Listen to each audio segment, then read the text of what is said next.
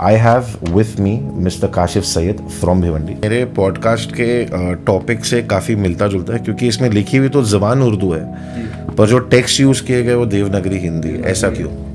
ऐसा ये है कि उर्दू के रीडर नहीं रह गए अब। उर्दू में किताब शाया करने का मतलब ये है कि शायरी भी आप करिए खून जलाकर और पैसे लगाकर किताब भी छापिए और फ्री में बांटिए। कि हालात ऐसे थे कुछ घर के घरेलू। मैंने तीसरी क्लास से काम करना शुरू कर दिया था। आप तीसरी क्लास से क्या काम करते थे फिर? एक समोसे के ठेले पे मैं काम करता था। क्या बात कर रहे हैं? 5 रुपये मुझको मिलते थे स्कूल से आने के बाद। शाम में 5 बजे से लगभग मैं समझता हूँ 10-11 बजे तक के। आपको लग रहा है आजकल लिरिक्स में उर्दू इस्तेमाल की जा रही है, जस्टिस हो रहा है हमारे लैंग्वेज का? बिल्कुल ना के बराबर रह गई है उर्दू, बिल्कुल नहीं रह गई। वो जमाना अलग था। सर उठाना अगर हो दुनिया में, सर पे कुछ चोट खानी पड़ती है। जगह दीवार में नहीं होती, कील को खुद बनानी पड़ती है। क्या बात है। तो आपको ऑफर्स आए हैं बॉलीवुड? एक बार मुझको अभी इसी 15 दिन पहले कॉल आया था अनुराग बासु की वाइफ का जी। कहा अनुराग जी ने कि एक मूवी उनकी आ रही मेट्रो इन दिनों जी, जिसका ट्रेलर भी आ चुका है जी, शायद 4 तारीख को रिलीज होगी। तो आपका एक शेर हमको बहुत पसंद आया। रैप सुनते हो आप? हिप हॉप सुनते हो? नहीं। तला अंजुम को जानते हो? नहीं। कौन तला कौन तला कौन तला?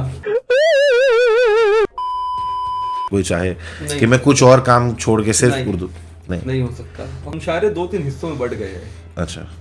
जो कमर्शियल मुशायरे है वहाँ शायरी नहीं है, तो जहाँ शायरी है वहाँ पे पैसा नहीं है।